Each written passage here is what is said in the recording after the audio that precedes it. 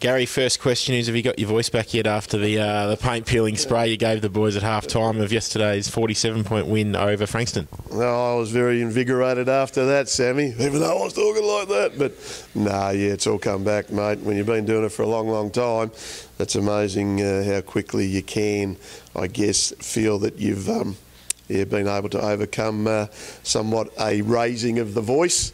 And as long as it gets a response, that's all I'm concerned about. We're having a bit of a sore throat for a day or two. You were obviously seeking a response with an address like that, and were you pleased with what transpired afterwards? Because it seemed as if our second half of footy was a lot better than the first against an opposition who we mentioned last week. They're always tough to beat on their own deck. Yeah, look, I was, because I was critical of, I guess, the method of how we were going about playing. And I thought our method in the second half was certainly far more decisive. It had more intent. There was more purpose to it. And I think by the last quarter, we'd certainly got the game pretty clearly on our terms. And the way Geordie was able to lead, and he ended up being able to finish off some really good work from further up the ground. And between him and Dill, as you mentioned, in our little photos on Facebook, and obviously the little writing on the bottom of the captions there, 11 goals between the two of them was a pretty good return for our two key forwards.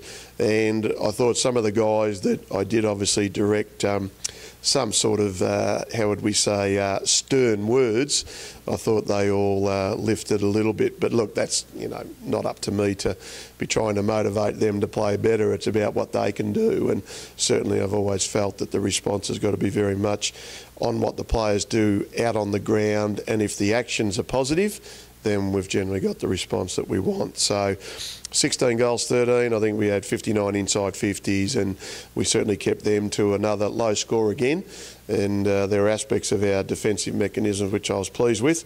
And again, we've just got to keep building on that. And Billy Lloyd came in and had a pretty solid return after just missing out the week before. And young Jake O'Brien and Tommy Hobbs, I thought, just added a little bit of difference to our forward line as well. Yep.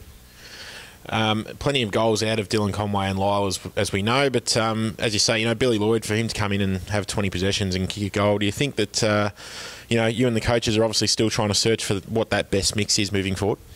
Yeah, I said a few weeks ago to the group after we did one of the reviews that I wasn't really sure at this stage what our best and most cohesive unit was.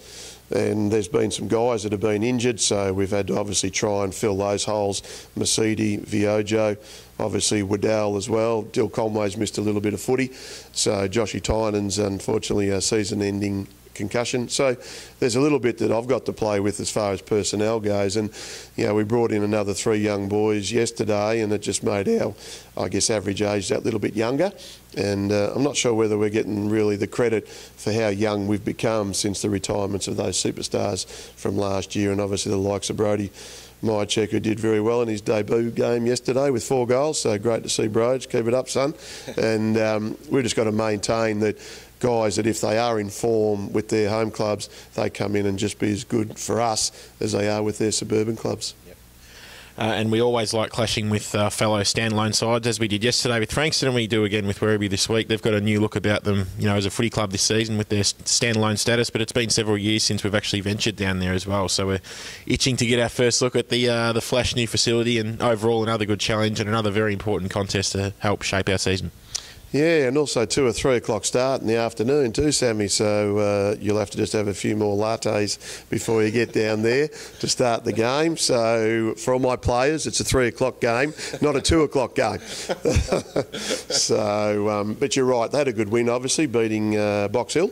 So they'll be feeling pretty good about themselves. But I think what it does say is our win yesterday was a really vital and valuable 4 points. And I think it's also saying that this competition right at the minute, outside Richmond at the top of the table, is probably pretty competitive and pretty even. Well, Gary, thanks for your time again today. Get on the butter menthols if need be for your voice before training tonight. I might need the fisherman's friends, I think, mate. The butter menthol's not too good.